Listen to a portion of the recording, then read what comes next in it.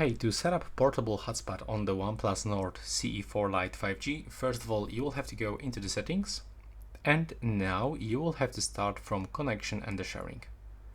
Then go into the personal hotspot, and right here, before you actually turn it on, you can actually find here some settings. And first, in this place, you can actually find the name of the hotspot. So if you want to change it, you can just click here, use the keyboard, and input here any phrase. The same with the password. This is actually the default password to your hotspot, but you can also change it. Right here, we can find some advanced settings, but I wouldn't actually recommend you to change them. Then go back.